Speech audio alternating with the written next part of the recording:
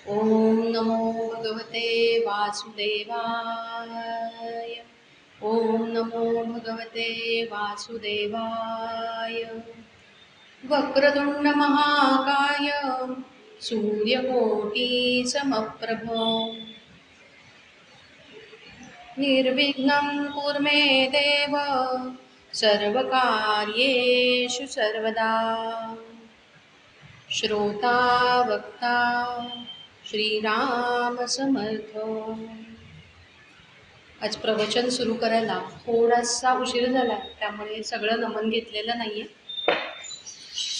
आज नृसिंह जयंती आहे आणि त्या निमित्ताने आज आपण नृसिंह अवतार बघणार आहोत। खरं तर नृसिंह अवताराची जी कथा आहे ती खरं तर सगळ्यांनाच माहिती आहे आणि सगळ्यांनाच पाठ आहे। तर मग तरीसुद्धा हीच कथा परत ऐकण्याचं काय प्रयोजन आहे?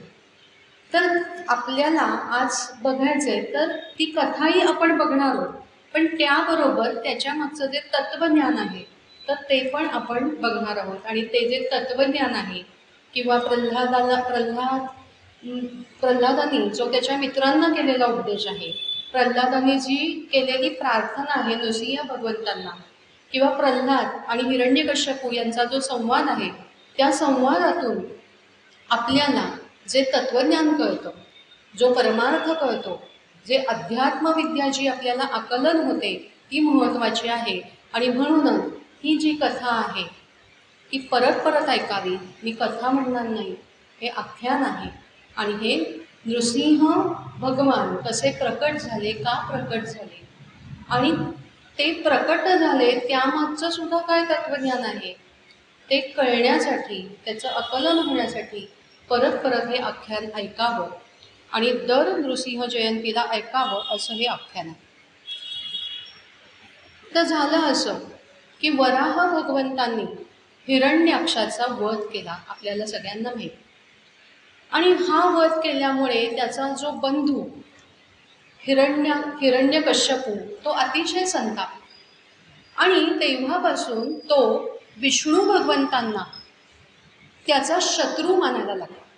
आणि त्यांनी ठरवलं की काहीही करून त्या विष्णूला, ज्यांनी माझ्या भावाचा वध केला, त्याच्या दृष्टीने कपटाने वध केला, त्याचा मी वध करणारच। आणि त्याच्यासाठी आता काय करायला पाहिजे? तर त्याच्यासाठी विष्णू भगवंतांच्या एवढं किंवा विष्णू भगवंतांपेक्षाही जास्त आपण बलशाली झालं पाहिजे किंवा त्याच्यापेक्षाही शक्तिशाली झालं पाहिजे। म्हणून त्यांनी तप करायला जावं मंदराचल पर्वतावर असं ठरवलं। आणि त्यांनी लगेच सैनिकांना आज्ञा केली, शेवटी राजाच तो। लगेच सैनिकांना आज्ञा केली, त्याच्या जे प्रधानमंत्री वगैरे होते त्या सगळ्यांना सांगितलं की जा तिकडे वनामध्ये जा, सगळी स्वच्छता करा, मला बसण्यासाठी छान आसन निर्माण करा।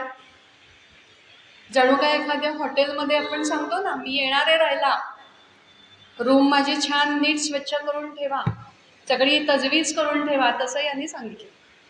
झालं, सगळे जे प्रधान वगैरे होते त्यांनी सैन्य पाठवलं, ते स्वतः गेले, छान सगळं व्यवस्थित त्याच्यासाठी छान बसायला आसन वगैरे, वृक्ष वगैरे कुठे आहे पाहिलं, कोणी त्याला डिस्टर्ब करणार नाही ना याची तजवीज केली। त्याच्यासाठी आजूबाजूला जे कोणी काय प्राण्यांचं जे काही निवास होता त्यांना दूर ठेवलं। म्हणजे कसं, आत्ता नाही का एखादा मॉल उभारायचा आहे किंवा एखादा हॉटेल उभारायचं आहे तर काय करतात बांधकाम व्यावसायिक, तिथे जी काय वस्ती असते, भलेही तिथे कोणी राहत असू देत, गरीब राहत असू देत, मजूर राहत असू देत, त्यांना तिथून हटवलं जातं। तसं हिरण्यकश्यपूनी केलं। असं तिथे छान त्याच्यासाठी जागा निर्माण केली। हिरण्यकश्यपू निघाला, पोचला त्या ठिकाणी, तिथे त्या छान जे आसन तयार करून ठेवलं होतं त्याच्यावर बसला आणि त्यांनी ध्यान लावलं आणि ओम ब्रह्मदेवाय नमः, कोणाची तपश्चर्या करायची ती ब्रह्मदेवाची करायची, कारण विष्णू कोण आहे, शत्रू आहे, त्यामुळे नारायण नमः नाही। आणि तेवढं एक त्यांनी म्हटलं ओम ब्रह्मदेवाय नमः, म्हटल्याबरोबर त्यांना आवाज आला ओम नारायणाय नमः। संतापला, डोळे उघडले, डोळे उघडले आणि बघतात तर काय, इकडे बघितलं तिकडे बघितलं, आजूबाजूला कोणी नाही. त्याला म्हटलं आपल्याला भास झाला, म्हणून परत डोळे मिटले. ओम ब्रह्मदेवाय नमः. परत ऐकवलं ओम नारायणाय नमः. शेवटी तो उठला. तो म्हणाला हे काही खरं नाही, कोण नारायणाचं नाव घेतंय, तो तर माझा शत्रू आहे आणि कोण हे धाडस करतंय. म्हणून तो उठला आणि त्यांनी आजूबाजूला पाहिलं, वृक्षावर पाहिलं. तेव्हा त्याला दिसलं की तो बसलेल्या वृक्षाच्या वरच्याच फांदीवर एक पोपट बसलेला आणि तो पोपट ते नाव घेत होता ओम नारायण नमः. आणि हा हिरण्यकश्यप उठल्यावर तर त्याला अजून चेव आला आणि तो म्हणायला लागला ओम नारायण नमः, ओम नारायण नमः, ओम नारायण नमः. आणि मग हिरण्यकश्यपू तलवार घेऊन त्याच्या मागे लागला. पोपट पुढे आणि हिरण्यकश्यपू मागे. आणि हिरण्यकश्यपू म्हणते ओम नारायण नमः का म्हणतोस, ओम नारायण नमः का म्हणतोय, तो नारायण माझा शत्रू आहे, नारायणाचं नाव घेऊ नको, ओम नारायण म्हणू नको, नारायण म्हणू नको, नारायण म्हणू नको, नारायण म्हणू नको. ह्याला म्हणतात विरोधी भक्ती. असं म्हणता म्हणता त्याच्या तोंडून इतके वेळा नारायणाचं नाव आलं आणि तो पोपट कुठला सापडायचा, तो गेला उडून.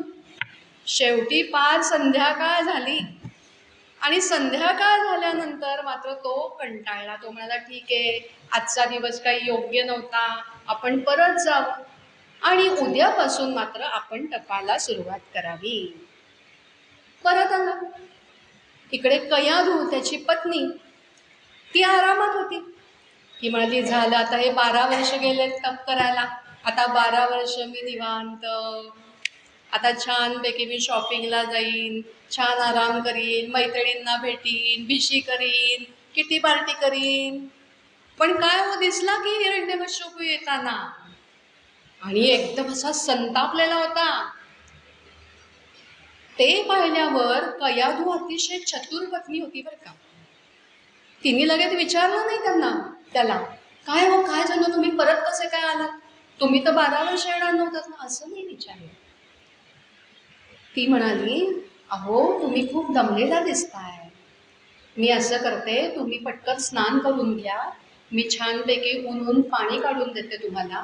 तिने काय केलं, तिच्या राजवाड्यातल्या सगळे जे कुक होते की नाही, सगळे जे स्वयंपाकी होते, त्या सगळ्यांना घरी पाठवून दिलं, सुट्टी दिली, सगळ्या नोकर चाकरांना सुट्टी दिली आणि त्याच्यासाठी स्पेशल मेनू बनवला. त्याला जे काही आवडत होतं, सगळे तामसी पदार्थ होते, काय आवडत होतं ते सगळे छान बनवले, स्वतःच्या हाताने बनवले आणि नंतर त्याला आसनावर बसवलं आणि छान गरम गरम वाढायला लागलं.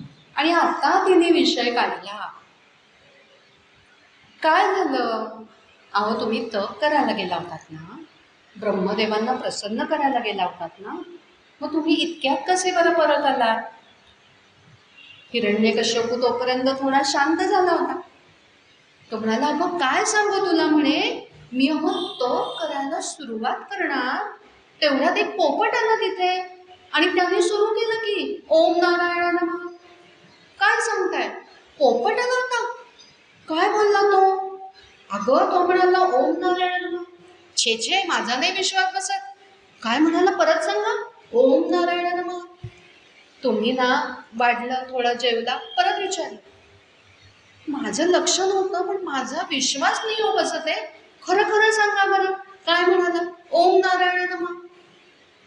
असं करत करत, कारण कयाधूला माहिती होतं की आपला जो पती आहे तो अतिशय तामसी स्वभावाचा आहे आणि त्याच्या तोंडून जर नारायणाचं नाव येत असेल तर ते त्याच्या दृष्टीने चांगलं आहे आणि म्हणून तिने त्याच्याकडून मुद्दाम असे सारखे प्रश्न विचारून विचारून विचारून विचारून त्याच्या तोंडून सुद्धा जवळजवळ 108 वेळेला नारायण हे नाव वधवून घेतलं आणि असा त्यांचा सुखसंवाद चालला होता. भोजन झालं, नंतर तो निद्रागृहात गेला आणि ही त्याचे छानपैकी पाय चोरतीये आणि तेव्हाही परत विचारलं काय म्हणत होता हो, अगं नारायण म्हणत होता.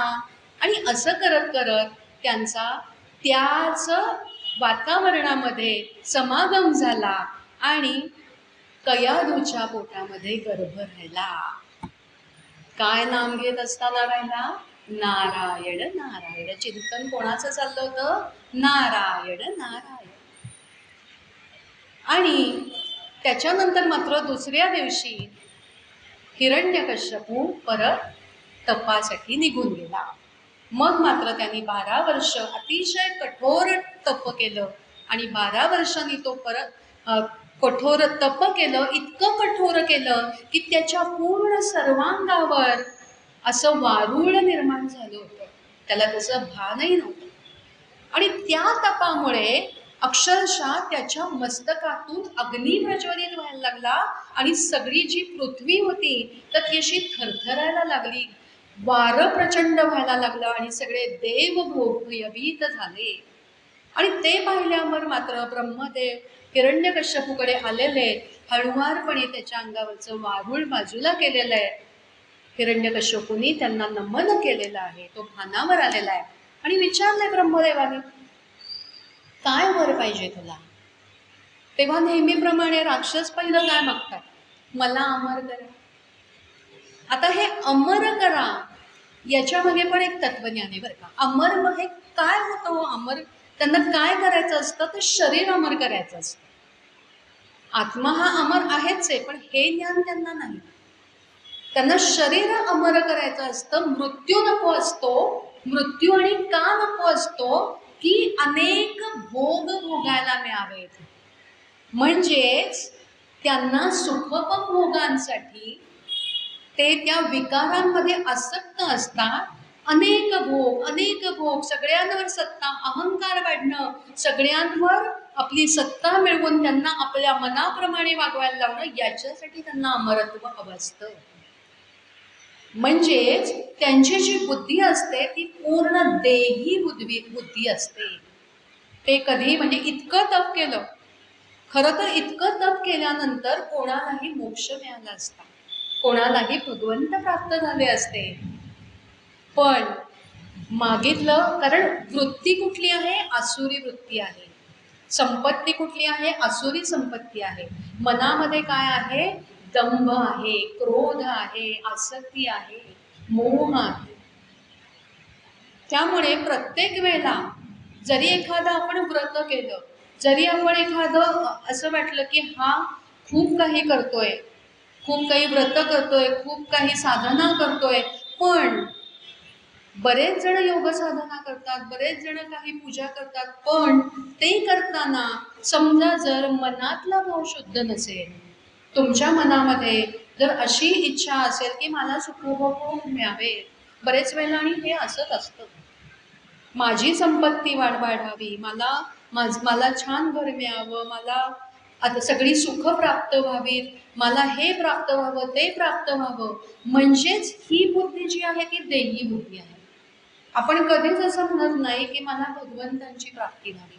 आपण कधीच असं म्हणत नाही माझ्या मनामध्ये भगवंतांबद्दल अढळ भक्ती निर्माण व्हावी. म्हणून आपण जी काही व्रत करतो ती नक्की कशासाठी करतो? आपला जो हेतू आहे तो शुद्ध आहे का? आणि आपण आपल्याला जो नरदेह प्राप्त झाला आहे त्याचं जे काही गोल आहे की तो कशासाठी मिळालेला आहे, तर मोक्ष मिळवण्यासाठी मिळवलेला आहे, तर त्या गोलपर्यंत आपण पोचतोय का? जे आपण जी काही साधना करतोय, अगदी तुम्ही आपण नामस्मरण करतो, पण नामस्मरण करण्यामागे नक्की हेतू काय आहे हे तपासणं खूप गरजेचं आहे. आणि मग तो नेहमीप्रमाणे म्हणाला, मला अमरत्व द्या. ब्रह्मदेव म्हणाले की नाही, अमरत्व देऊ शकत नाही. ठीक आहे म्हणाला, मग मला रात्री मृत्यू नको, दिवसा मृत्यू नको, घराच्या आत नको, घराच्या बाहेर नको, तुम्ही तयार केलेल्या कुठल्याही योनीपासून मृत्यू नको, कुठल्याही अस्त्राने नको, शस्त्राने नको, आपल्याला सगळं माहिती.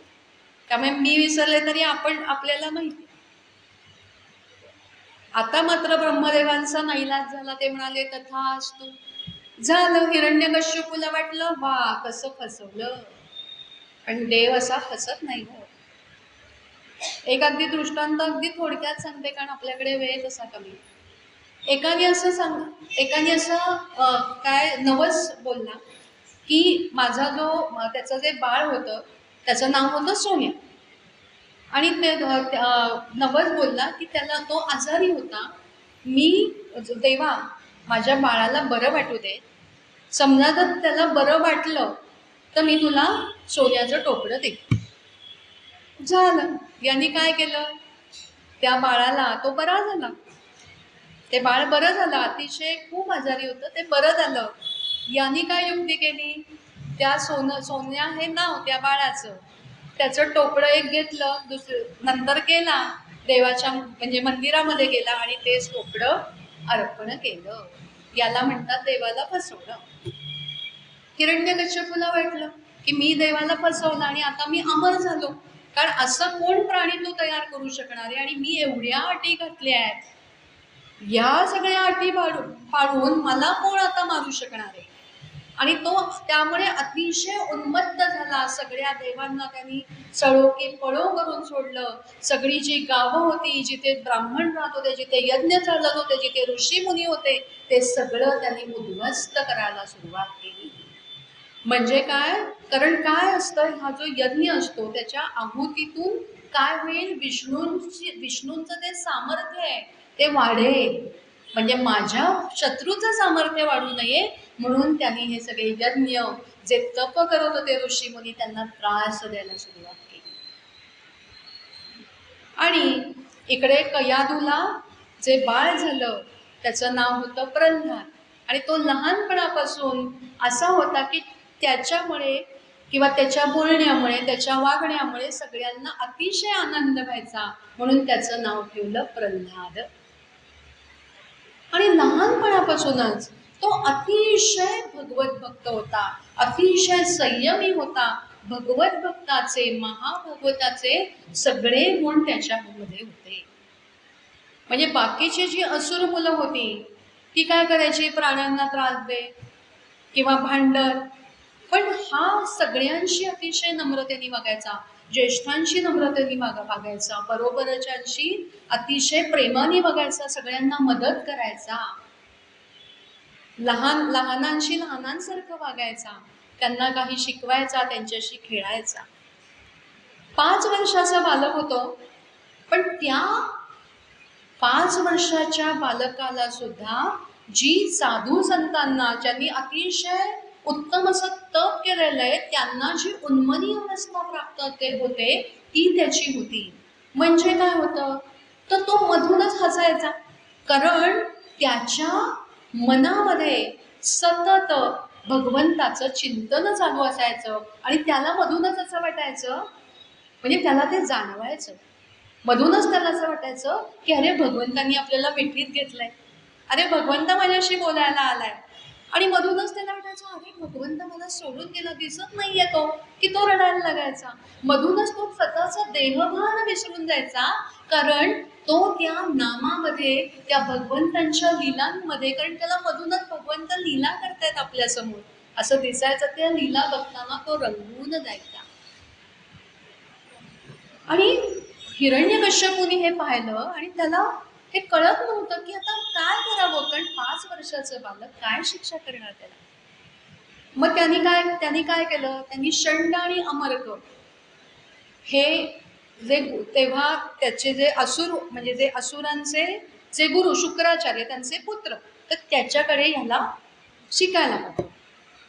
आणि तो त्यांच्या आश्रमात गेला, तिथे शिकायला लागला. तेव्हा सुद्धा आश्रम पद्धती होती, राजकुमार म्हणून राजवाड्यात नाही, घरी येतात टीचर शिकवायला असं नाही, लाड नाही. तिथे तो जायला लागला. पण तिथे कसलं शिक्षण मिळत होतं, तिथे कपटाने कोणाला कसं मारावं, नंतर दुरुत्तरं कशी करावी, कोणाचा छळ कसा करावा, लोभाने किंवा फसवून दुसऱ्याचं धन कसं हडपावं, म्हणजे थोडक्यात सगळी असुर वृत्ती शिकवली जात होती. प्रल्हाद सगळं ऐकून घ्यायचं, बोलायचं काही नाही, सगळं एका क्षणात पाठवायचं, शिकवलं. पण ते त्यांनी स्वतःच्या हृदयात उतरवलं नाही, कधी उतरू दिलंच नाही, कारण त्याच्या हृदयात कोण होतं, भगवंत. पण आपण साध्या मालिका बघतो, पण त्या मालिकात घडलेले प्रसंग, ती सासू सुनेला काय म्हणाली, तो तिच्याशी कसं वागला, हे सुद्धा आपल्या हृदयात उतरतं. ते खरं तर आपल्या जीवनाशी कुठेही त्याचा संबंधही नसतो, पण त्यांनी पण लोक दुःखी होतात. किंवा त्या मालिकांमध्ये तो दुष्टपणा दाखवलाय ना, तर तो दुष्टपणाही कधी कधी आपल्या अंगात येतो, आपणही तसं बोलायला लागतो. म्हणून मी बोलले की ही जी कथा आहे त्याच्या मागचं जे तत्वज्ञान आहे की प्रल्हादाला एवढं ते सगळे समोर बसून रोजच्या रोज तो 5-5-6-6 तास तेच शिकत होता, पण त्यांनी स्वतःच्या हृदयामध्ये ते उतरू दिलं नाही, स्वतःचं मन कुठेही मलिन होऊन दिलेलं नाही. आपण हे शिकायचंय. पुढे आजूबाजूला काहीही झालं, कोणी काही म्हणू, ठीक आहे, ऐकून घ्यायचं, पण आपल्या मनाची जी शुद्धता आहे ती कुठेही ढळू द्यायची नाही, ती कुठेही बिघडू द्यायची नाही. आणि मग हा शिकतोय, आणि मग षंड अमरकांना वाटलं की अरे याला आपण सांगितलेलं हा लगेच घडाघडा घडाघडा म्हणून दाखवतो, चला ह्याला आपण ना आता हिरण्यकश्यपूकडे घेऊन जाऊ, म्हणजे मग तो असं छान सगळं सांगेल आपण शिकवलेलं, आणि मग काहीतरी बक्षीस मिळेल. आणि घेऊन गेले त्याला. मग हिरण्यकश्यपूनी त्याला अगदी लाडाने घेतलं स्वतःच्या मांडीवर, त्याला विचारलं आत्तापर्यंत काय काय शिकलास बाळ, आता प्रल्हादाने काय काय काय चांगलं शिकलास बाळ असं विचारलं. काय छान छान शिकवलं तुला, आपण विचारतो की नाही लाडाने तसं, आता काहीतरी छान छान चांगलं काय शिकवलं. प्रल्हाद म्हणाला, तात मी हे शिकलो की हे जे आपलं राज्य, हा आपला जो राजवाडा आहे ना, तो म्हणजे एखाद्या अंधाऱ्या गुहेसारखा. कारण आपण त्याच्यामध्ये राहून आपण काय शिकतो, तर आपण सगळे सुखभोग शिकतो, आपण कपट कसं करावं शिकतो, आपण दुसऱ्यांशी स्वार्थीपणाने वागतो, सगळे हेवे दावे चालतात तिथे. त्यापेक्षा हे जे सगळं आहे, राज्य राजमहाल, ते सगळं सोडून द्यावं, वनामध्ये जावं, आणि वनामध्ये जाऊन त्या भगवंतांचं नामस्मरण करावं. तेच खरं आपलं कर्तव्य आहे, आणि त्याच्यासाठीच आपल्याला मनुष्य जन्म मिळालेला आहे.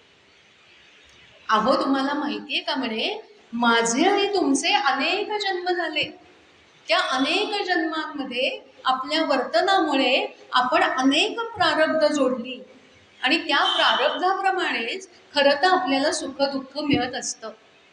हे वाक्य सुद्धा अंडरलाईन करण्यासारखं आहे.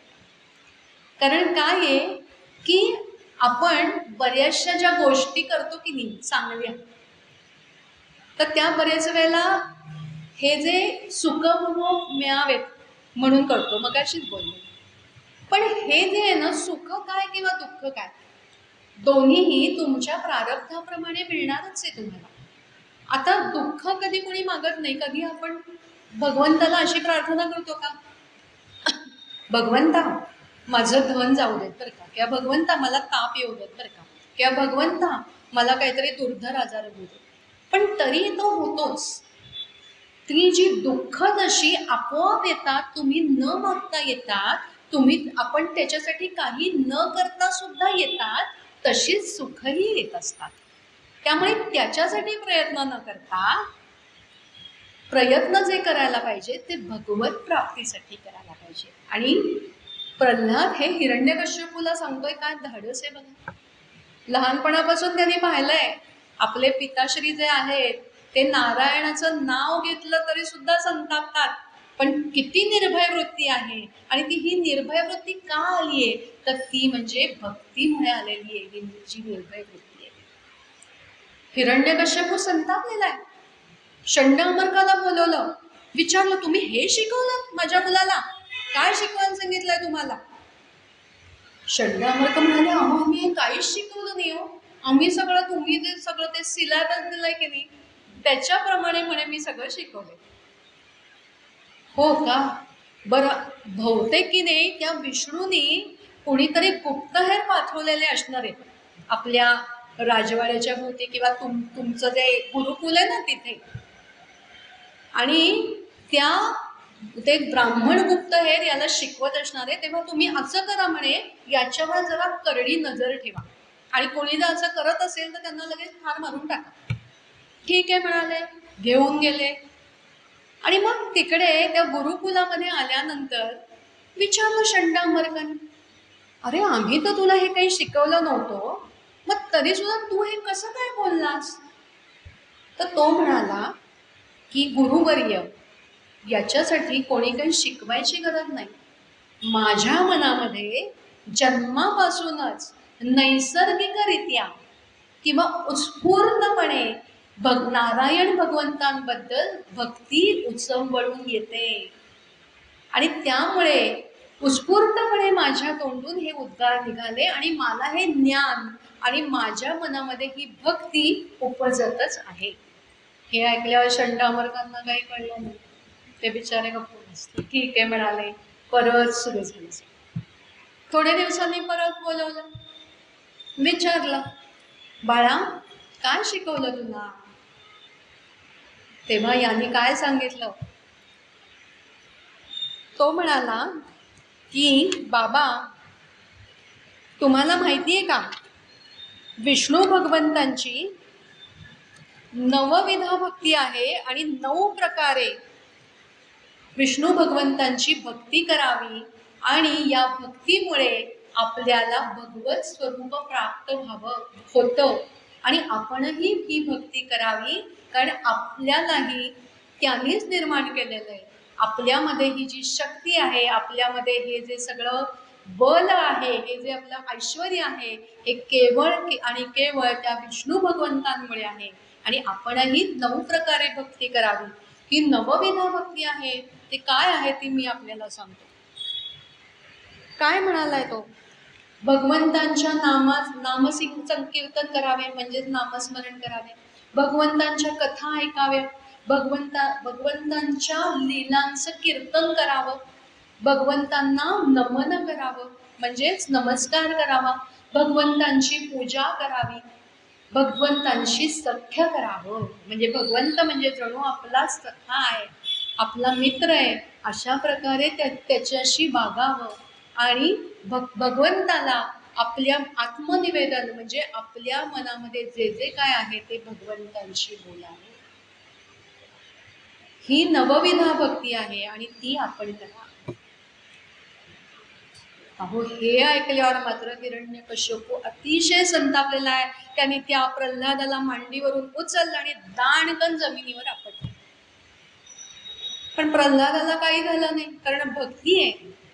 तो त्या देही स्थितीमध्ये नव्हताच, कारण त्याला हे माहिती होतं की देहाला जे काही होतं, देहाला ज्या काही वेदना वगैरे जे काही होतं, त्या म्हणजे त्या आपल्याला होणाऱ्या वेदना नाही आहेत, कारण मी जो आहे, जो मी आहे खरा, तो मी वेगळाच आहे. मी आत्मस्वरूप आहे आणि आत्म्याला कुठल्याही प्रकारच्या वेदना, कुठल्याही प्रकारचं दुःख, कुठल्याही प्रकारचा अपमान काहीही नसतो. त्यामुळे त्याची जी स्थिती होती ती आत्मस्वरूपामध्ये, आत्म्यातल्या भगवंतामध्ये पूर्णपणे तल्लीन झाली होती. आणि हिरण्यकश्यपूने सांगितलं, मारून टाका याला, मला नारायणाची भक्ती शिकवतोय. आणि मग त्याच्यावर अनेक प्रकारचे अत्याचार सुरू झाले. आपल्याला माहिती आहे, उकळत्या तेलात टाकलं. काय झालं? उकळत्या तेलात टाकलं आणि तिथे कमळ निर्माण झालं भगवंताचं. चुळ्यावरून टाकून दिलं, पण भगवंतांनी वरच्यावर झेललं. भाले घेऊन आले त्याला मारायला ते हिरण्यकश्यपूचे सैनिक, तर त्या भाल्यालाच फुलं फुटली. कड्यावरून लोटलं, सगळे प्रकार करून झाले. कृत्या निर्माण केली, हिरण्यकश्यपूने कृत्या निर्माण केली, ती त्याच्या अंगावर सोडली, तर तिकडून सुदर्शन चक्र आलं आणि त्या कृत्येला मारून गेलं. मग शेवटी काय? आता काहीच उपाय राहिला नाही. शेवटी चला याला अंधाऱ्या कोठडीत टाका आणि याला अजिबात अन्न पाणी द्यायचं नाही. आपल्यासारखं कोणी असतं तर म्हणालं असतं, अरे बापरे, आता मी कसा जगू, काय करू. करोनाच्या वेळेला आपल्याला माहिती आहे, करोनाच्या वेळेला काही दिवस आपल्याला आपल्याच घरामध्ये राहायचं होतं, पण तेव्हा सुद्धा आपल्याला खूप त्रास झाला, कारण कुठे जायचं नाही, यायचं नाही, कोणी येणार नाही, कोणाशी गप्पा नाही, गॉसिपिंग नाही, काही हॉटेलिंग नाही, पर्यटन नाही. पण प्रल्हादाला दुःख वाटलं का हो? नाही. प्रल्हाद म्हणाला, बरं झालं अंधार कोठडी आहे म्हणे, मला इथे नाही तरी मला काय करायचंय, उलट इथे शांतता आहे, बाहेरची गजबज नाहीये. त्या गुरुकुलामध्ये मला नाही ते शिकायला लागत होतं, इथे मला शांतता आहे, मी शांतपणे नामस्मरण करू शकेल, शांतपणे भगवत भजन करू शकेल. आणि तो त्या भजनामध्ये, भगवंतांच्या लीला गाण्यामध्ये इतका तल्लीन होऊन गेला की त्याला आजूबाजूचं भानही राहिलं नाही, किंवा त्याला काही जाणवलं पण नाही की आपल्याला काही खायला मिळालेलं नाहीये किंवा काही नाही. पण भगवंतांना काळजी होती आपल्या भक्ताची. लक्ष्मीदेवी त्यांना वाढत होती. लक्ष्मीदेवीला विचारलं, या भूतलावर कोणी उपाशी आहे का माझा भक्त? लक्ष्मीदेवींना माहिती होतं प्रल्हाद उपाशी आहे. त्यांनी सांगितलं भगवंतांना, ते प्रल्हाद बाळ उपाशी हो आपलं. असं त्याला लगेच आपला प्रसाद पाठवून द्या, प्रसादाचं ताट पाठवून द्या. आले की त्याचे दूध घेऊन आले, जय विजय आले घेऊन. आणि कारागृहामध्ये पंचपक्वान्नांचं जेवण प्रल्हादाला मिळालं. इकडे हिरण्यकश्यपूला म्हटलं की आता हा अगदी गलित गात्र झालेला असेल, अहो 10 दिवस झाले होते, आता तरी हा ताळ्यावर येईल, आता तरी तो म्हणेल की नाही बाबा, आता मी नाही बाबा भक्ती करणार. आला की दांड दांड दांड दांड पावलं टाकत. आणि ते उघडलं कारागृह आणि बघतो तर काय हो, इकडे अशी 10 ताटांची रास मांडलेली. कोणी जेवायला दिलं याला? ते तिथले ते पहारेकरी होते, ते थर थर थर थर थर कापायला लागले. अहो आम्ही नाही हो महाराज, आम्ही नाही हो महाराज. हिरण्यकश्यपूनी प्रल्हादाला विचारलं, काय रे, तुला कोणी दिलं जेवायला? मला नाव सांग, आत्ताच्या आत्ता मी त्याला मारून टाकतो. अहो बाबा, अहो ता, असं काय करता? मी आईच्या गर्भामध्ये असताना ज्यांनी मला सगळं अन्न पुरवलं, त्याच भगवंतांनी मला इथे पण अन्न पुरवलं. अहो ती तर जागा किती लहान होती, हे तर एवढं मोठं कारागृह आहे. आता मात्र हिरण्यकश्यपूला काय करावं कळेना, त्याने त्याला बाहेर काढलं. आणि मग तो असा हताश झाला. त्याला म्हटलं की हाच तर आपल्याला मारणार नाही. आणि षंड अमरकांनी बघितलं, ते म्हणाले, अहो महाराज तुम्ही काळजी करू नका, आपले जे गुरु, आमचे जे वडील शुक्राचार्य, ते तपाला गेले होते, ते परत आले की आपण याच्यावर तोडगा काढू. आता आम्ही असं करतो, आम्ही प्रल्हादाला घेऊन जातो आणि त्याला वरुण पाशाने बांधून ठेवतो, म्हणजे तो काही अशी चळवळ करणार नाही, की तो जरा अजून थोडासा नरमेल आणि तो ही भक्ती सोडून देईल. आणि ते घेऊन गेले, वरुण पाशाने बांधून ठेवलं त्याला. अहो पण त्याला ते पाश काही बांधून ठेवणार होते का? एकदा असं झालं की षंड अमरक कुठेतरी गेले होते बाहेर, आणि हे जे बाकीचे ते गुरुकुलातले जे मित्र होते ना, तर त्यांना मात्र प्रल्हाद खूप आवडायचा बरं का. कारण तो कधी त्यांच्याशी उलट बोलायचा नाही, कधी मी राजपुत्र याचा गर्व करायचा नाही, कुठल्याही प्रकारचा अहंकार करायचा नाही. आणि तो अतिशय प्रेमाने सगळ्यांशी वागायचा, सगळ्यांना मदत करायचा, अतिशय गोड बोलायचा. आणि मग ते म्हणाले की चला आता गुरुजी नाही आहेत ना, चला आपण काहीतरी खेळ खेळूया. आणि मग ते प्रल्हादाच्या आजूबाजूला जमले. ते म्हणाले, प्रल्हादा काही नवीन खेळ शिकवतोस का? हो, मी आज तुम्हाला नवीन खेळ शिकवतो म्हणे, पण त्याच्या आधी मी तुम्हाला मला तुम्हाला सांगायचं. काय काय सांगतोस म्हणे? मी तुम्हाला या जीवनाचं जे तत्वज्ञान आहे, जे तुम्ही आत्ता करायला पाहिजे, ते मी तुम्हाला सांगणार आहे. तुम्ही नीट ऐका बरं. सत्संगाचं महत्त्व बघायचे काय. सगळी असुरांची मुलं, पण प्रल्हाद त्यांच्याबरोबर इतके दिवस आहे म्हटल्यानंतर त्यांचंही जी वृत्ती होती ती हळूहळू सात्विक बनत चालली होती. सांग सांग, आम्हाला फार आवडतं तुझं बोलणं ऐकायला, ती मुलं म्हणाली बरं का. आणि मग प्रल्हाद त्यांना काय सांगतोय की हा जो मनुष्य जन्म आहे तो कित्येक योनीतून फिरल्यानंतर मिळतो, आणि हा जो जन्म आहे तर तो आपल्याला भगवत प्राप्तीसाठी मिळालेला आहे. आणि तुम्ही तुमचं जे आयुष्य आहे ते असं वाया घालवू नका. मग मुलं म्हणाली, ते ठीक आहे, पण आम्ही असं ऐकलंय की आम्ही असुर आहोत म्हणे, पण मग आम्हाला भगवंतांची प्राप्ती कशी होईल? ती तर सज्जनांना प्राप्त होते किंवा ऋषीमुनींना तो प्राप्त होतो असं आम्ही ऐकलंय. प्रल्हाद त्यांना सांगतोय, असं काही नाही, भगवंतांकडे कुठलाही भेदभाव नाही.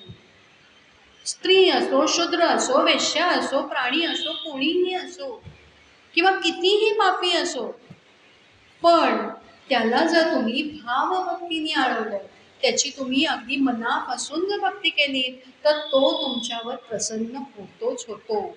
त्याच्यासाठी तुम्ही काय करा, तुमच्यामधले जे असुरी भाव आहेत तर त्यांचा त्याग करा.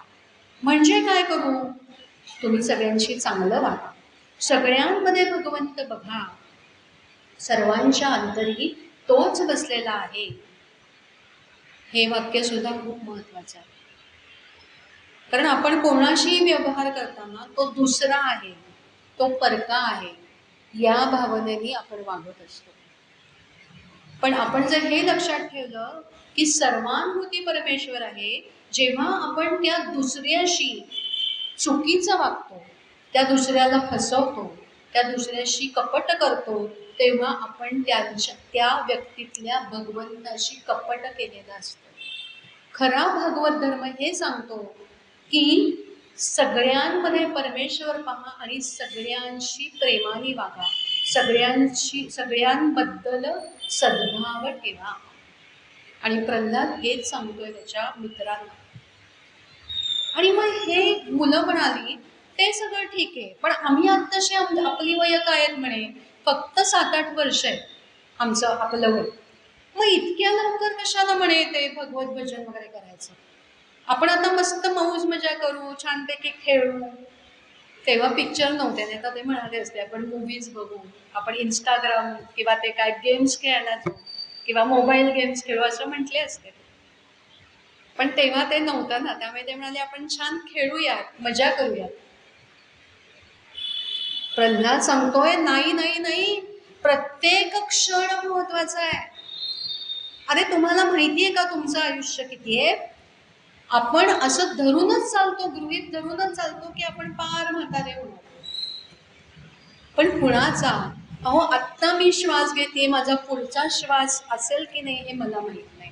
आणि आत्ताची परिस्थिती तर अशीच आहे की काल भेटले होते आणि आज अशी वार्ता येते की ते गेले, किंवा आत्ता कीर्तन करत होते आणि पुढच्या क्षणाला देवाच्या डोक्यावर डोकं ठेवलं, पायावर डोकं ठेवलं आणि गेलं. आणि प्रल्हाद तेच सांगतोय, म्हणजे आत्ता सुद्धा त्यांनी जे सांगितलेलं जे तत्वज्ञान आहे ते आत्ताही किती लागू पडतं. तो म्हणतोय की असा विचार करू नका, प्रत्येक क्षण महत्वाचा आहे. आपल्याला असं वाटतं की आपण तरुणपणी भक्ती करू, म्हातारपणी भक्ती करू, म्हातारपणी तीर्थयात्रेला जाऊ. पण म्हातारपणी काय होतं, म्हातारपणी फक्त देहपूजा होते, देवपूजा होत नाही. कारण काय, कारण सारखं काहीतरी दुखत असतं. आज गुडघे दुखत असतात, आज काय कंबर दुखतीये, आज काय दिसत नाहीये डोळ्यांना, आज काय पोटच बिघडलंय. त्यामुळे आपल्याला शरीराकडे जास्त लक्ष द्यावं लागतं. मग मुलं म्हणाले ठीक आहे म्हातारपणाचं जाऊ देत, मग आम्ही तरुणपणामध्ये करू भक्ती. छे, तरुणपणामध्ये तर मद किंवा मोह किंवा काम हा शत्रू अतिशय बलवान होतो आणि मनुष्य इंद्रियांचेच लाड करण्यामध्ये गुंग होतो. तेव्हा तर भगवंताचं स्मरणही होत नाही.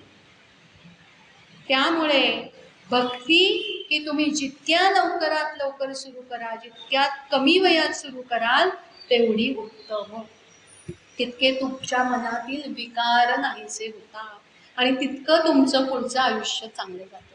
म्हणून हे मुलांनो, आपण आत्ताच भक्ती करायला सुरुवात केली पाहिजे.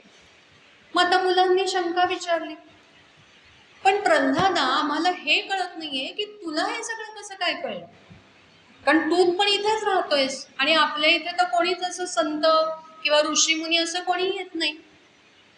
तेव्हा प्रल्हादाने सांगितलं, त्याचं असं झालं की माझे वडील जेव्हा मंदराचल पर्वतावर तपश्चर्या करायला गेले होते, तेव्हा देवांनी आपल्या राज्यावर चढाई केली, युद्ध झालं आणि सगळ्या इथल्या राक्षसांना मारून टाकलं.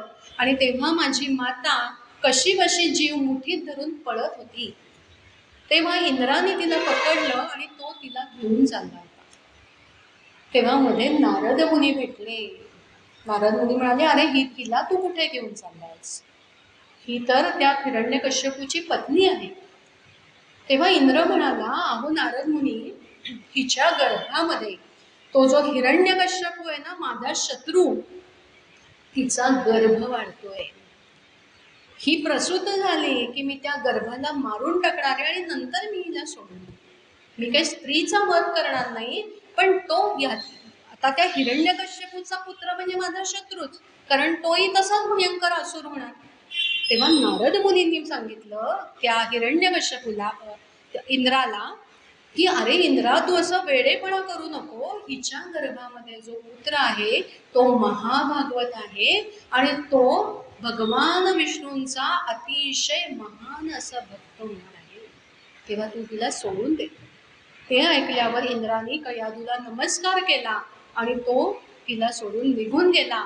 मग नारद मुनींनी म्हणे माझ्या मातेला त्यांच्या आश्रमात आणलं आणि तेव्हा नारद मुनींनी, म्हणजे त्यांचं लक्ष तेव्हा मी होतो म्हणे, तेव्हा नारद मुनींनी पूर्ण भागवत धर्म सांगितला. माझ्या मातेनेही तो ऐकला, पण नंतर तिला त्याचं विस्मरण झालं, पण माझ्या मात्र ते सगळं छान स्मरणात राहिलं. म्हणजे गर्भसंस्काराचं महत्व आपल्याला याच्यामध्ये की गर्भात असताना जे काही संस्कार होतात, जे काही ती गर्भार स्त्री जे काही बघते, जे तिच्या कानावर पडतं, जे तिच्याशी वागलं जातं, ते सगळं त्या सगळ्याचे परिणाम त्या गर्भावर होत असतात. इतक्या पूर्वीचं आख्यान, पण ते आजही लागू पडतं. आणि त्यामुळेच आजची मुलं मोबाईलच्या आहारी जातात. कारण का, ती जी आई असते ना, ती छान प्रेग्नंट, म्हणजे हे असते, प्रेग्नंट असते, पण ती काय करत बसलेली असते, सारखा मोबाईल हातात. त्यामुळे बाळ जन्माला आलं की नंतर अगदी 10 महिन्याचं झालं तरी मोबाईल समोर धरला की ते अगदी शांत राहतं. असे असतात गर्भसंस्कार. आणि मग मात्र या मुलांना पटलं. ते म्हणाले ठीक आहे, पण ते म्हणाले आम्हाला तो भगवंत कसा आहे माहित नाही, त्याची भक्ती कशी करायची माहित नाही, ती आम्हाला तू सांग. ठीक आहे म्हणे, मी शिकवतो. आणि मग त्यांनी सुरुवात केलं, चला गोल करा म्हणे आणि नाचायचं बरं का. श्रीकृष्ण गोविंद हरे मुरारे, हे नाथ नारायण वासुदेव. श्रीकृष्ण गोविंद हरे मुरारे, हे नाथ नारायण वासुदेव. श्रीकृष्ण गोविंद हरे मुरारे, हे नाथ नारायण वासुदेव. आणि अशी ती मुलं त्या नाम संकीर्तनामध्ये अशी तल्लीन होऊन गेली. आणि मग तिकडून षंडामर्क आले, बघतात ही सगळी मुलं नामस्मरणात दंग. घाबरले. हिरण्यकश्यपूला कळलं तर आपल्याला ठार मारतील, आणि म्हणून त्यांनी प्रल्हादाला असं पकडला हात प्रल्हादाचा, त्याला बाजूला करण्यासाठी. पण झालं काय, अहो त्या भगवत भक्तीमुळे प्रल्हादाचं शरीर एवढं मंगलमयी झालं होतं की हे जे षंडामर्क होते ते सुद्धा नाचायला लागले त्यांच्या बरोबर. श्रीकृष्ण गोविंद हरे मुरारे, हे नाथ नारायण वासुदेव. थोड्या वेळाने सैनिक आले, कारण हिरण्यकश्यपू म्हणाला की बरेच दिवसात प्रल्हाद काय करतोय कळलेला नाहीये, जा त्याला बोलवून आण. सैनिकाला पाठवलं. पहिला सैनिकाला त्यांनी बघितलं, अरे हे सगळे नाचतायत. त्यांनी परत प्रल्हादाला षंडामर्कांना हात लावला, ओढलं. पण षंडामर्कांच्या बरोबर हे पण नाचायला लागले, कारण नाम हे प्रवाही आहे. नाम जर खऱ्या भक्तीने घेतलं तर ते दुसऱ्यांवरही तेवढाच उत्तम आणि मंगलमय असा प्रभाव पाडतं किंवा मनामध्ये भक्ती निर्माण करतं. आणि तो पण नाचायला लागला. दुसरा सैनिकाला तो नाचायला लागला. हिरण्यकश्यपूला कळे ना की अरे इतका वेळ झाला, हे सैनिक गेले तिकडे, अजून आले. शेवटी तो आला. पाहिलं सगळेजण श्रीकृष्ण गोविंद हरे मुरारे म्हणतायत. भयंकर संतापला. त्यांनी प्रल्हादाला असा हात खेचला, पण त्याच्यावर परिणाम झाला का? नाही. कारण त्याचं जे मन होतं ते काम, क्रोध अशा सगळ्या विकारांनी बरबटलेलं होतं. मनामध्ये कुठेही शुद्धता नव्हती. त्या प्रल्हादाला खेचून बाजूला काढलं. तो म्हणाला, काय शिकवतोयस तू सगळ्यांना? थांब, आता मी तुला मारूनच टाकतो, चल माझ्या बरोबर. असं करून त्याला तरा तरा तरा तरा ओढत ओढत ओढत ओढत असं आणलंय, राजवाड्यामध्ये आणलं. आणि त्याला तो बोलतोय, काय बोलतोयस तू? काय चाललंय तुझं? सगळ्यांना तू बिघडवतोयस. तुझं असं म्हणणं आहे ना की सगळीकडे भगवंत आहे, मग तुझ्या रक्षणासाठी येईल का तो? हो बाबा, सगळीकडे भगवंत आहे. बाबा हो, तुम्ही जे बोलताय ना ते सुद्धा त्याच्यामुळेच बोलताय. अहो, सगळीकडे त्याची सत्ता आहे. मी त्याच्यामुळे बोलतोय. शुद्धीतेस का तू? माझ्यामध्ये इतकं ऐश्वर आहे, माझ्यामध्ये एवढं सामर्थ्य आहे, म्हणून मी हे सगळं केलंय. माझ्यामुळे हे सगळं झालेलं आहे. अहंकार. तुझं म्हणणं आहे ना, तुझं काय म्हणणं आहे? कुठे कुठे तो भगवंत आहे? इथे आहे का? हो इथे आहे. तिथे आहे का? हो तिथे आहे. अहो, या चराचरात तो भरून राहिलेला आहे असं म्हणतोस. मग या खांबामध्ये तो आहे का? हो बाबा, या खांबातही तो आहे असं म्हणतोस. ते ऐकल्यानंतर मात्र हिरण्यकश्यपू अतिशय संतापलेला आहे आणि त्यांनी त्या स्तंभावर अतिशय जोराचा मुष्टी प्रहार केलेला आहे. आणि भागवतामध्ये त्याचं वर्णन आहे, तताडाती बल स्वमुष्टीना, स्तंभम तताडाती बल स्वमुष्टीना. आणि त्यातून इतका कडकडाट होऊन तो स्तंभ असा मधोमध भंगलेला आहे आणि असा आवाज झालेला आहे की जणू काही पृथ्वी दुभंगतीये.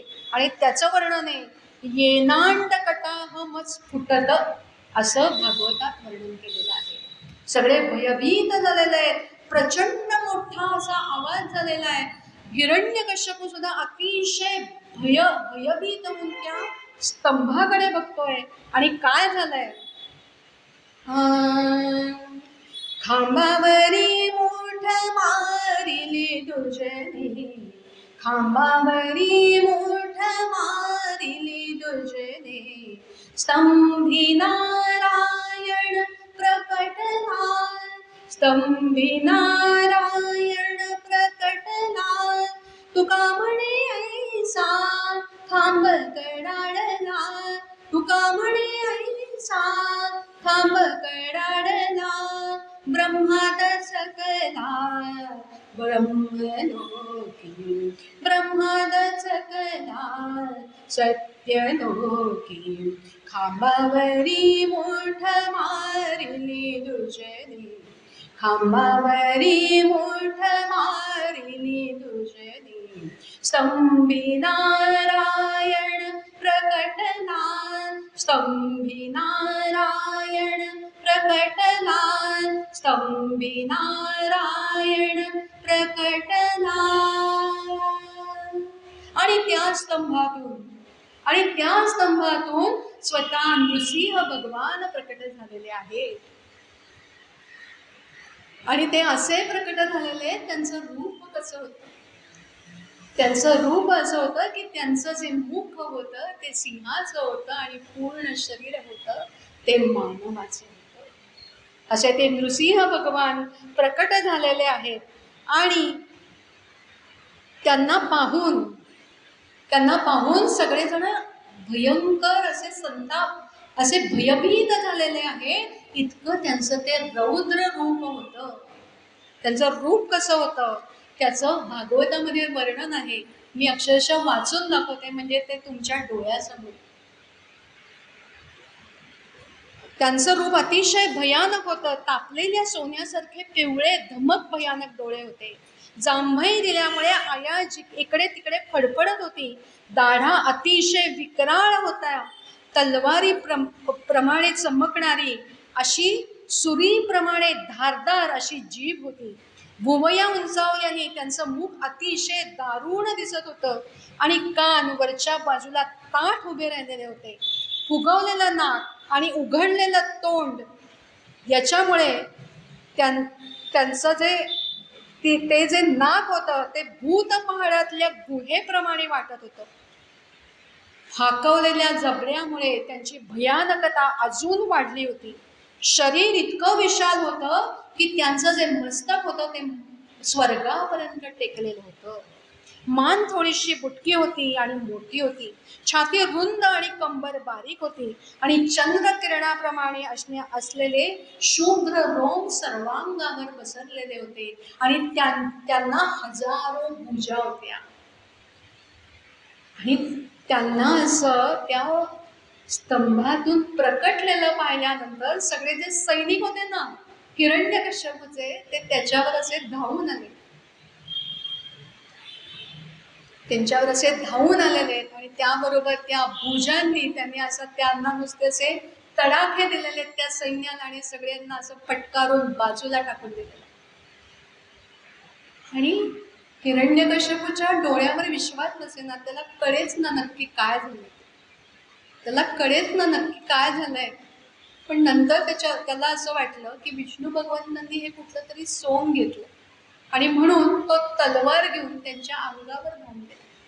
तलवार घेऊन त्या नृसिंह भगवंतांच्या अंगावर धावून गेला आणि जणू काही एखादा असं ज्योत मोठा समजा भयानक वणवा पेटलेला असेल आणि त्याच्यात जर एखादा पतंग गेला तर तो कसा नाहीसा होतो, तसा तो त्या नृसिंह भगवंतांच्या तेजामध्ये तो नाहीसा. आणि तो आपला तलवार उपसून त्यांच्यावर धावून गेला, पण त्याला कळेच ना की कुठे प्रहार करायचा, इतकं त्यांचं भव्य रूप होतं. आणि मग ते एखाद्या सापाला एखादा गरुड किंवा एखादा मुंगूस जसं खेळवतो तसे ते त्याला खेळवायला लागले. एकदा तो इकडे जातोय तर ते इकडे जातात, तो इकडे जातोय ते इकडे जातात. त्यांनी एकदा त्यांना असं पटकन पकडलं, जणू काही एखादा विषारी सर्प आहे, पकडलं आणि सोडून दिलं. आणि ते पाहिल्यानंतर त्याला असं वाटलं की अरे हा घाबरला वाटतं आपल्याला, तरी सुद्धा अहंकार केलेला नाहीये बघा. हा घाबरला आपल्याला म्हणून परत तलवार उपसून त्यांच्यावर धावून गेला. म्हटल्यावर त्यांनी हा हा हा हा हा हा हा हा असं करून मोठ्यांनी हास्य केलेलं आहे. त्याला असं पकडलेलं आहे स्वतःच्या मुठीमध्ये. त्याला घेऊन तरा तरा तरा तरा तर ते राजवाड्याच्या सोपानावर गेलेले, त्याला आडवं पाडलेलं आहे. त्याला ते म्हणाले, बघ मी तुला आतही मारलेलं नाही, मी तुला बाहेरही मारलेलं नाही, माझ्या हातामध्ये कुठलं शस्त्र नाही, कुठलं अस्त्र नाही. त्याला असं स्वतःच्या मांडीवर आडवं केलेलं आहे आणि स्वतःच्या नखांनी त्याचं पोट फाडून टाकलेलं आहे आणि त्याला जमिनीवर आपटून टाकलेलं आहे. बोला नरसिंह भगवान की जय. प्रल्हाद वरद नरहरी श्यामराज नरसिंह भगवान की जय. आणि ते इतके संतापलेले होते की ते हिरण्यकश्यपूला त्यांनी टाकून दिलं, मारून टाकलं, पण तरीही त्यांचं जे रौद्र रूप होतं ते शांत झालं नव्हतं. ते असे भयानक संतापलेले होते. त्यांच्या डोळ्यातून अशा नुसत्या आगीच्या आग नुसती बरसत होती. सगळ्या देवांनी पुष्पवृष्टी केलेली आहे. सगळे देव तिथे आलेले आहेत. स्वतः लक्ष्मी माता आलेली आहे, शंकर भगवंत आलेले, ब्रह्मदेव आलेले आहेत आणि सगळ्यांनी त्यांच्या समोर उभं राहून त्यांची स्तुती केलेली आहे. श्रीमद भागवतामध्ये प्रत्येकाने काय स्तुती केली ते दिलेलं आहे. हो, ही सगळी स्तुती झाली पण तरी सुद्धा त्यांचा राग शांत झालेला नव्हता. आणि कळे ना आता यांचा राग कसा शांत करायचा. अतिशय संतप्त मुद्रा होती, इतका त्यांचा राग अनावर झालेला होता. लक्ष्मी मातेला विनंती केली, लक्ष्मी माते आपण तरी यांना शांत कर. लक्ष्मी माता म्हणाली, अहो मी नाही हो शांत करू शकणार, मी यांचं इतकं असं भयानक रूप कधी पाहिलेलंच नाही. शेवटी ब्रह्मदेवाने आणि प्रल्हाद बाळ शांतपणे त्या रौद्र रूपाकडे बघत होता, हात जोडून उभा होता. ब्रह्मदेव म्हणाले, प्रल्हाद बाळ तूच पुढे जा, तुझ्या पित्यावर ते संतापलेले आहे. आणि प्रल्हाद बाळ अतिशय शांतपणे आणि निर्भयपणे त्यांच्या जवळ गेला, त्यांच्या पायावर लोटांगण टाकलं. विष्णू भगवंता आपण शांत व्हावं, आणि त्याचं ते बोलणं ऐकलं. त्याचा तो लोटांगण घातल्यानंतर जो मस्तकाचा स्पर्श झाला, तो स्पर्श झाल्यावर मात्र नृसिंह भगवंत अतिशय प्रेमभरीत, म्हणजे त्यांचं हृदय प्रेमाने भरून आलेलं आहे. आणि त्यांनी अतिशय प्रेमाने त्या प्रल्हाद बाळाला उचलून स्वतःच्या मांडीवर घेतलेला आहे. आणि त्याला विचारतात, एक 2 मिनिटं उशीर होईल चालेल? विचारलं, बाळा मी उशीर नाही न केला यायला, खूप त्रास दिला का रे हिरण्यकश्यपूने दिला? भगवंत विचारतायत प्रल्हाद बाळाला, मला उशीर नाही न झाला. ते म्हणताय, बाळा मी तुझ्यावर प्रसन्न आहे. त्यांनी त्यांचा हात त्याच्या मस्तकावर ठेवला आणि तो हात मस्तकावर ठेवल्यानंतर प्रल्हाद बाळाचे जे पूर्वीच्या जन्मातली जी काही प्रारब्ध कर्म होती ती सगळी जळून गेलेली आहे आणि त्याच्या अंगात, म्हणजे त्याच्या शरीरातून आनंदाच्या लहरीवर लहरी उसळलेल्या आहेत. म्हणजेच तो आत्मानंदामध्ये पूर्ण तल्लीन झालेला आहे. आणि त्याच भरात त्यांनी त्याची नृसिंह भगवंतांची स्तुती करायला सुरुवात केली. आणि तो म्हणतोय, हे भगवंता, आता आपलं हे रौद्र रूप जे आहे ते आता आपण आवरा. आता याची काही गरज नाही, कारण आपल्या या रौद्र रूपाचं नुसतं स्मरण करूनच याच्या पुढे आपले जे भक्त आहेत ते निर्भय होतील. तेव्हा आपण कृपया आपलं हे जे रौद्र रूप आहे ते आपण आवरा. आणि ते ऐकल्यानंतर नरसिंह भगवान अतिशय प्रसन्न झालेले आणि प्रल्हादाला म्हणाले, वरम ब्रूहि, म्हणजे वर माग. तेव्हा प्रल्हाद काय म्हणतोय, भगवान माझी परीक्षा घेता का म्हणे? बरं का, मी ही जी आपली भक्ती करतो, माझं जे आपल्यावरचं जे प्रेम आहे ते आपल्याला स्वार्थी वाटलं का? मला काही पाहिजे म्हणून मी आपलं नामस्मरण केलं, म्हणून मी आपली भक्ती केली असं आपल्याला वाटलं काय? मला काहीही वर नको, पण जर वर द्यायचाच असेल तर हा द्या की यापुढे माझ्या मनामध्ये कुठल्याही प्रकारची इच्छा निर्माण होऊ नये. कारण या सगळ्या ज्या इच्छा असतात त्याच आपल्या सगळ्या मोहांना, दंभ, अहंकार या सगळ्या विकारांना जन्म देतात.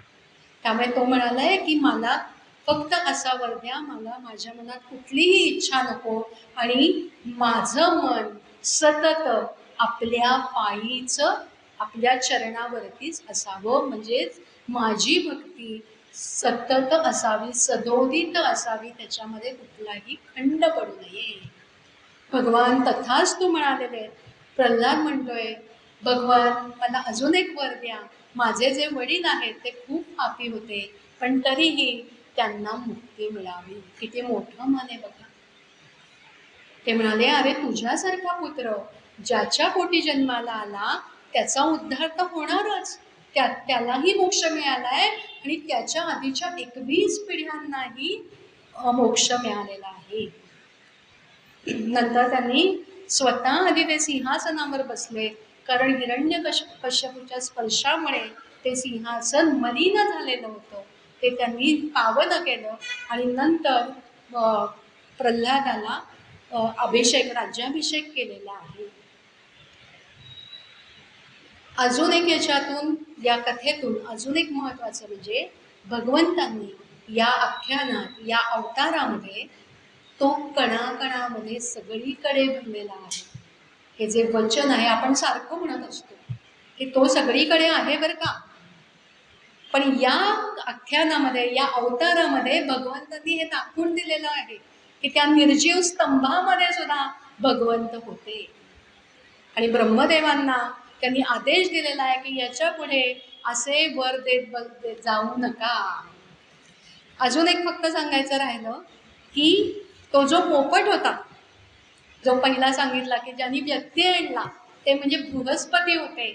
विष्णू भगवंतांनी आज्ञा केली होती बृहस्पतींना की तो तिकडे तपाला जातोय हिरण्यकश्यपू, तर त्याच्या तपामध्ये आपण व्यत्यय आणा. आणि एकदा व्यत्यय आणला आणि नंतर तो प्रल्हाद बाळ एकदा पोटामध्ये गर्भस्थापन झाला की माझं काम झालं, मग तो काही कर. आणि म्हणून ते बृहस्पती शुकरूपाने तिथे त्या वनामध्ये त्याची तपस्या भंग करायला गेले होते. आणि आत्ताचं हे जे आख्यान आहे किंवा हे जो अवतार कथा आहे ती मी आत्ता इथे समाप्त करते. जे काही चुकलं असेल त्याबद्दल क्षमा करावी, ते माझं होतं. जे काही उत्तम होतं ते माझ्या गुरूंचं होतं. श्रीकृष्णार्पणमस्तु.